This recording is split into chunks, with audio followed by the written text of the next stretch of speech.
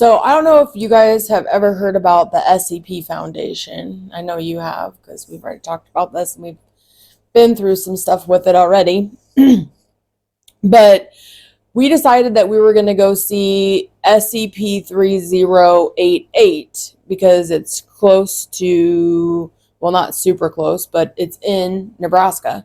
So if you haven't heard of it before, it's a town that's called Colon, Nebraska.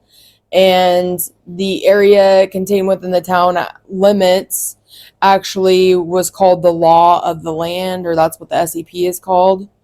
It was really interesting, and we didn't think we were going to get unalived, so we thought that would be a good choice, right?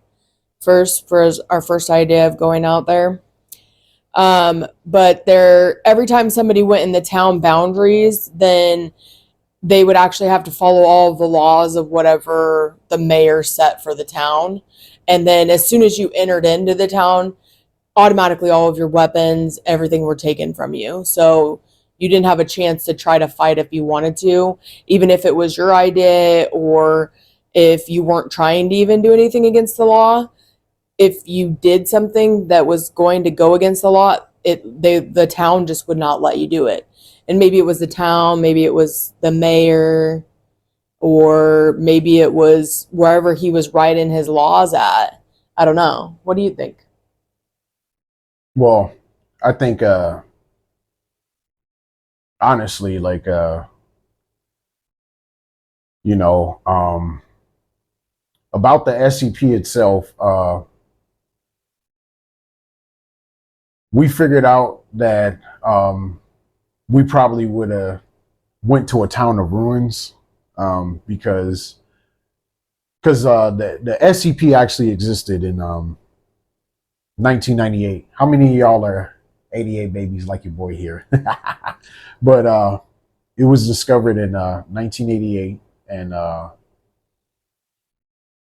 basically since then, I forgot like the actual stipulations. You could also, this is a reference, everybody, but you could also go on the SCP Wiki in order to get information, like how we did, and also just simply Google for SCP 3088, and it'll give you more information outside of SCP Wiki. But like I was saying, back to the story. I think in the 90s, the rule was like, correct me if I'm wrong. Leave a comment in the description. If the mayor creates a rule that contradicts itself, then the town would implode on itself. Mm-hmm. And this supposedly happened in the 90s. So we were expecting to go to the town and the town be full of ruins. You want to elaborate on that? Well, from what like the SCP website says, it does say it's like it was a Keter, now it's neutralized. So, the government didn't want it to be there, so they could have hid it. But what it said was basically the whole town disappeared, but the only thing that was supposed to be left was the mayor's house, and that's where they found his journal and everything that he wrote about what was going on the whole time, like with him becoming the mayor and writing all of the laws and everything like that, and that nobody could go against the laws. But there were still citizens, from what I was reading, that actually didn't want to be there. They wanted him to reverse the laws so that they didn't have to stay in the town, but he didn't want to reverse the laws, and he wanted that town to be like the perfect town, or perfect people or whatever like that. So I was thinking we would get there and we would see just his house or something, I don't know. What do you think? Well, let's back up the story a lot more. What was that town called that we went to first? Burwell. Yeah, Burwell. I'm gonna call it Brunswick. But earlier you were calling it burlap. yeah, burlap. Yeah, that's what we call it burlap. But we went over to old burlap, and I tell you, this is one of the weirdest experience I had in my life.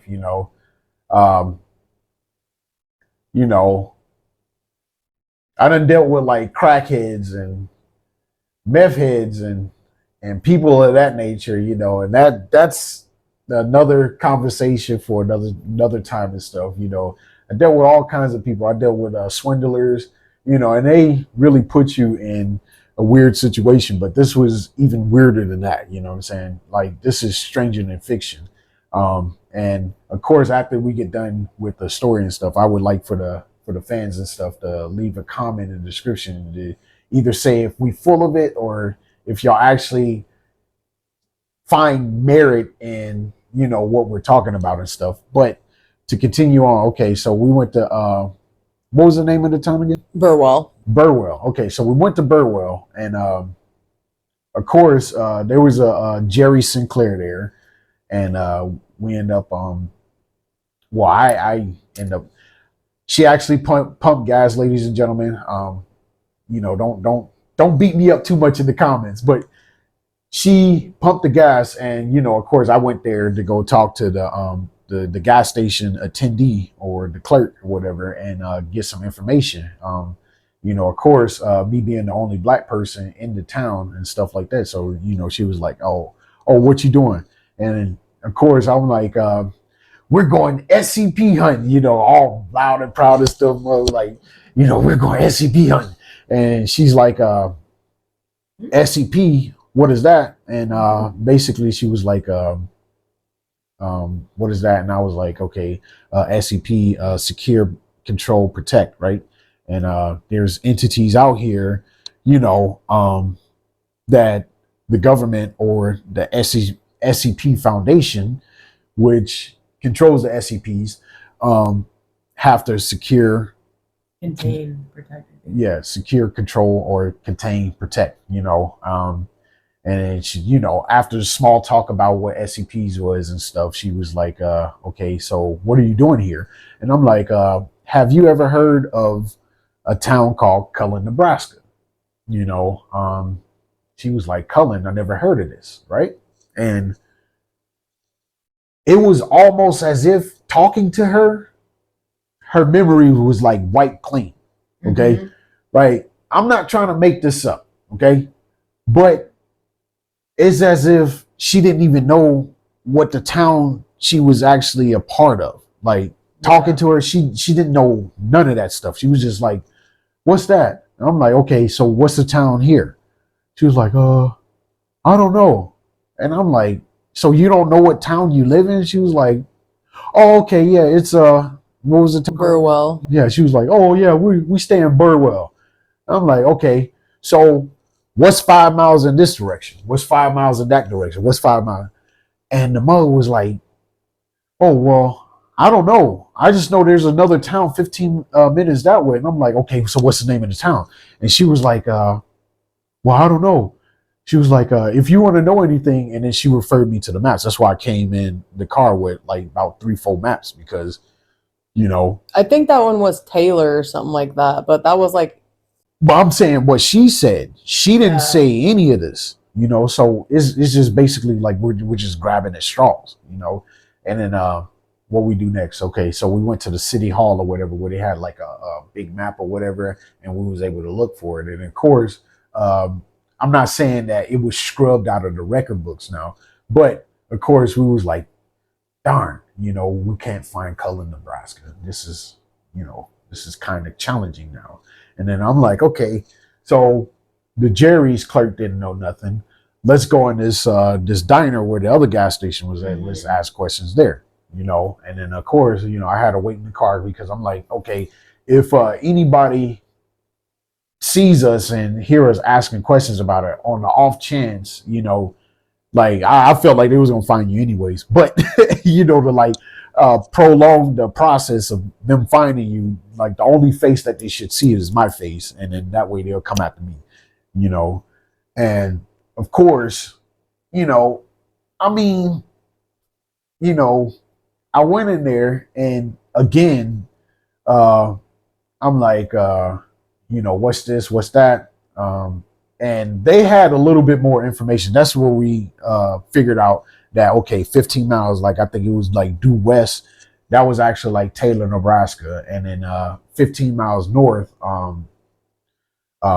I forgot the name of the I town. think it was Rose or something like that. Rose or somebody like that. And then 15 miles east is, basically where we came from and stuff like that. So we weren't really tripping on east. And then 15 miles south, somebody leave me a comment in the description, 15 miles south. But there was a town 15 miles south, and they explained all of that stuff. And we were able to, get some information that way. But of course, they didn't hear about color. Okay, so now we're running into problems. Okay, but we had the coordinates, so we went on ahead and just put it in the GPS and followed the coordinates. You want to take it from there? Yeah, I feel like, just to elaborate like on the whole restaurant piece of it, because I I feel like when you went in the gas station, I went in after you, but I was not in there for very long. She got some beef jerky. Let's be honest. Oh, I did some beef jerky because I love the jerky. But anyways, um, and so then I saw you get in the map, and like that lady was acting really weird and strange. But then when we went to the place, which it was like you went into this little building and then you went and got the maps from there, and then it was like across the street or diagonal from what I remember was the restaurant. And when we went in there, it was like they all kind of acted weird. And then like especially the servers, I felt like they kind of were acting weird. And then there was like a couple or two ladies, I can't remember, that were sitting together, and they were telling us about they had lived there for like ever, or like in the area forever or something like that, and they've never knew about this place or whatever. Yeah, yeah, I remember that. But yeah, when we went out there, I remember it was just like gravel roads, and then we went down the one gravel road, and it said, okay, your destination's like over here, and you could see that there was like literally like a couple houses over there, so it could have been this one house or the other house. And I'm like, that's got to be the mayor's house.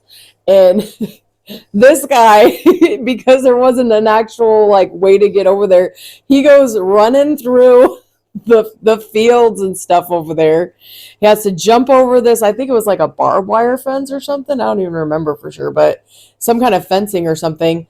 And then there's like cows and stuff out there. Didn't one of the cows like start coming at you or something? Okay, so And I'm on the phone. let me elaborate on this part of the story, because like and this will probably be the finale to the story. We still got more to tell, but okay, so like we drove around where SCP 3088 was supposed to be, and you know we missed it, then we hit it, then we missed it, then we hit it again, right? And there was this house off into the distance, and like she said, we thought that this would probably be the mayor's house, right? So hopped over the fence, and yeah, it was like a barbed wire fence or whatnot, and of course there was cows, but um for the most part, these cows, they were timid and scared and stuff. So that's a good thing. I mean, it's not a good thing that I'm scaring animals now. Don't take it the wrong way. It's just they gave me some space to operate. You know what I'm saying? So I probably walked like a good 2 miles, and we juiced up the phones and stuff, and I called her, and I had like a little Bluetooth, and thank God there was signal out there, so if I would have got hurt or lost or whatever, I can call for help and stuff. So that was the greatest thing about going SCP hunting. Then in this 2 mile trek, you could just see the cows, like they just spreading out, dividing and stuff like that. And I got really, really, really close to the house. But I'm gonna tell y'all why I had to turn around. See, I don't think I told you this, but Cause like I think I just came out the car like, let's go. And I was a little pissed off and stuff. Hopefully that's not a potty word, but yeah, I was a little mad or whatever. And the reason being is because okay, I didn't see, right?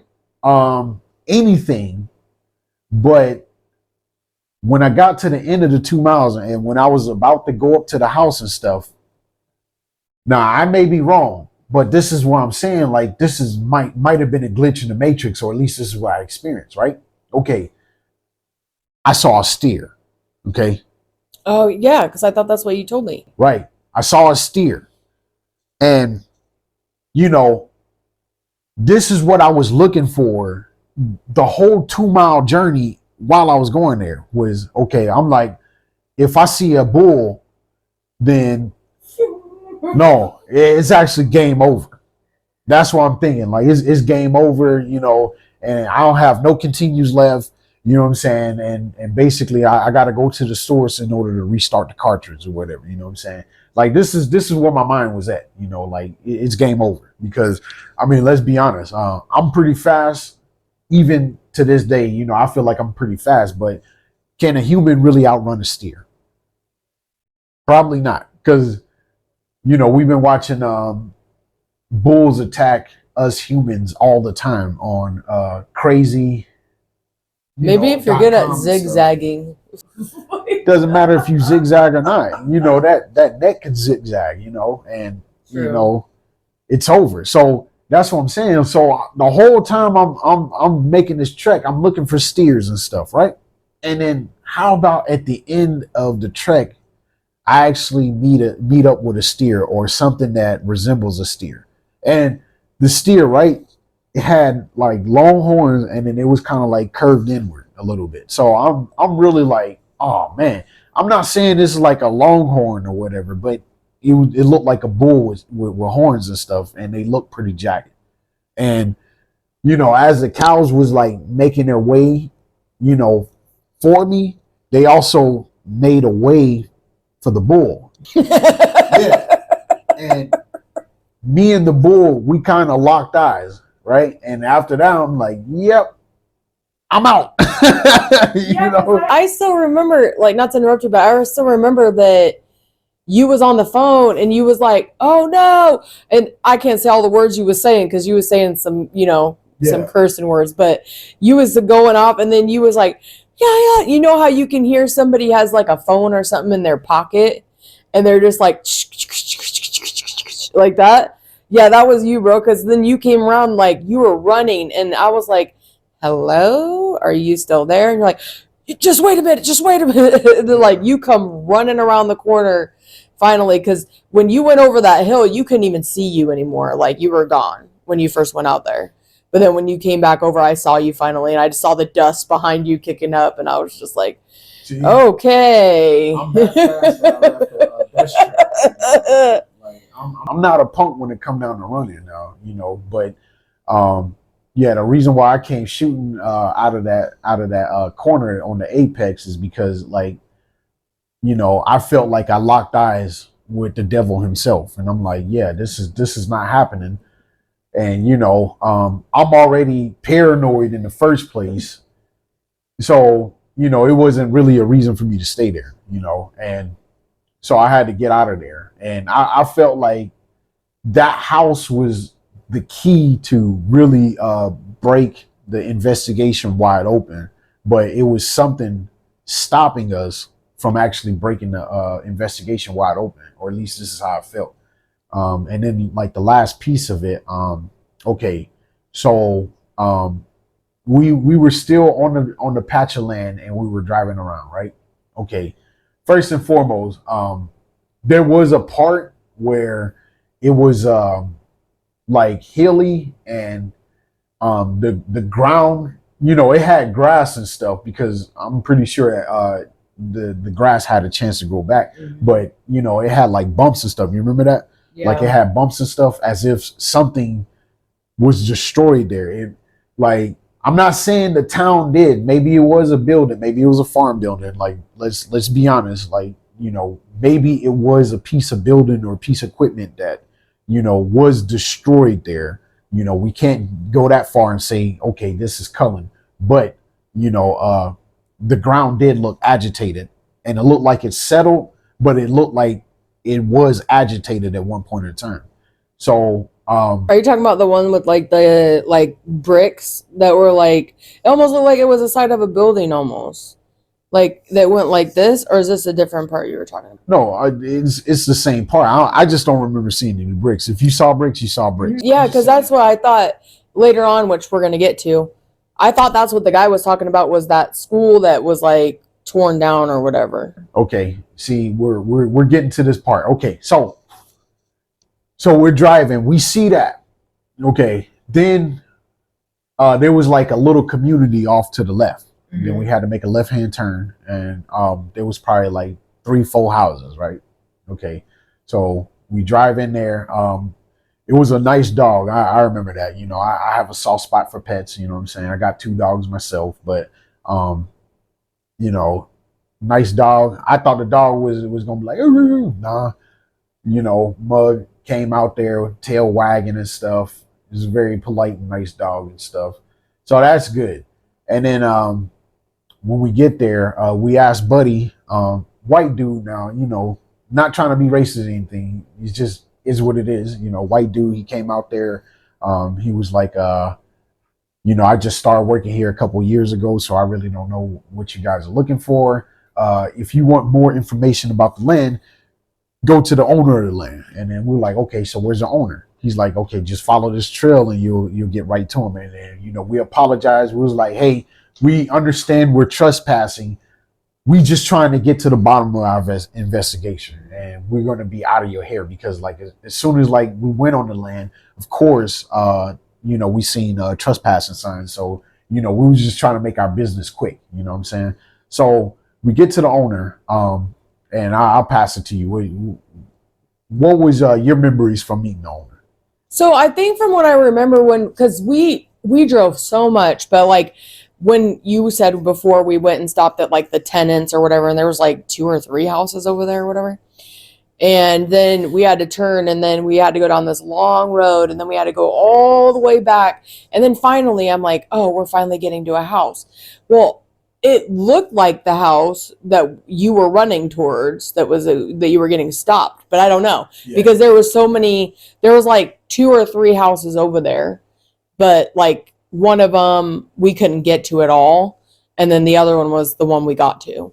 So when we went out there, and guy was riding his lawnmower, I believe, from what I remember, and then he had 2 big dogs that were like, I don't remember if they were Saint Bernards or what they were, but they ran up to the car. Yeah, all I know, the dogs was just as big as the height of the car window. So yeah, they was able to like put their whole face, their whole snout in the window of the car.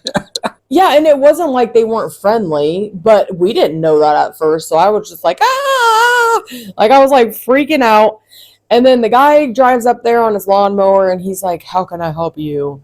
And I'm like, is this the mayor of Colton? Like, is this Thomas Ronson?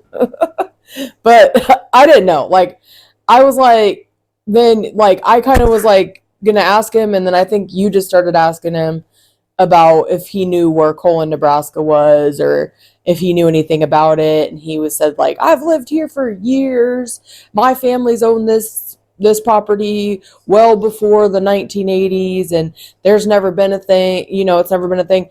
I feel like he could easily be brainwashed just because like it's not like he didn't seem genuine when he was talking, but it was just like, does he even really know? You know what I mean? So the kind of pick up right there and stuff, I ain't gonna retell the story. But I will say this about them dogs though.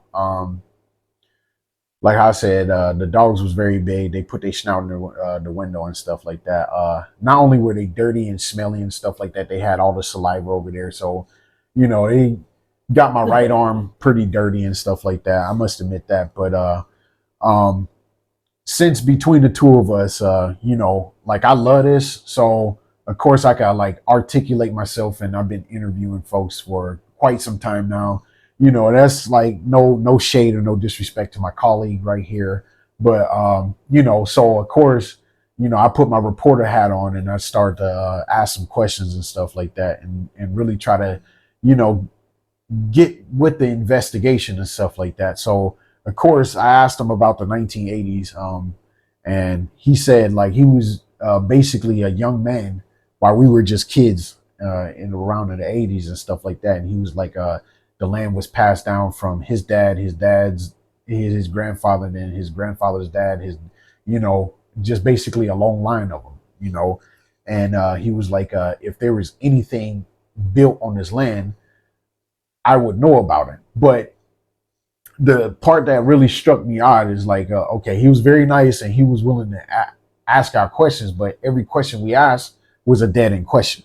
And it's basically like, okay, I ain't boo boo the fool. You're basically just dead in the question, so we can't ask you more questions on top of what was going on. And then he gave us like a little piece of a nugget of information and stuff like that by saying, okay, there used to be a community, you see what I'm saying? Yeah. On the land. And he was like, oh, there used to be a post office. You remember that? He was like, there used to be a post office. There used to be a school over here. Yeah, I remember the school. And there used to be quite a more few houses there. And I was like, okay, so if there was a community, do you know the name of the community? And he was like, oh, well, I don't know that. I was like, okay, was the community a town? He was like, no, it's more like a village. Okay, even if it's a village or whatever the case may be, this is a town. Like this is not Germany, this is not Europe or anything like that. If this is a village, this village belongs to somebody, or this village is actually classified as a town. So who is the mayor of this town? Yada yada yada. So I tried to get to the bottom of it, and we just basically ran into a dead end there. But I felt like Buddy, and that's another thing too. Like by not knowing the name of the guy we questioned, I feel like most of you guys are gonna be like, okay, Impact and Lady K, they full of it, but if only. And of course, since it was like a dead end and stuff like that, like we had the cameras and stuff. And this is the funny part about it. He was willing to get on camera, but we are the fans of the people. We're not gonna put Buddy on camera unless he got like a little juicy story that we could put on camera. So if he's willing to give us a dead end every time we asked him a question, what would be the purpose of the interview? Basically, that's what I'm saying about YouTube and people on YouTube. That's like with the Hitler story and stuff like that. Like instead of giving us more information to make us question what's going on, they're giving us dead ends. And without testimony and stuff like that, what we basically telling you guys is, we don't feel like it was a dead end. But we couldn't really put the story out there because Buddy was telling us it was dead end, even though he straight told us that there used to be a community on his property. And I'm pretty sure that's where we got to end it. Like, not only did we go over the time and stuff like that, but like we would like to leave y'all with that, pearl of wisdom that Buddy actually said that there was a community on his property. So this is a question for all you guys, ladies and gents out there.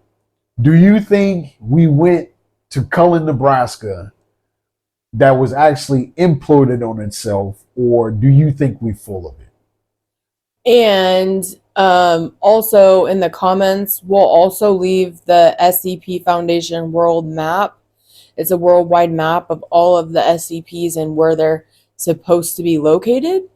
So if you want to go check them out yourself, you can. Just make sure that you're being nice when you go there. Okay?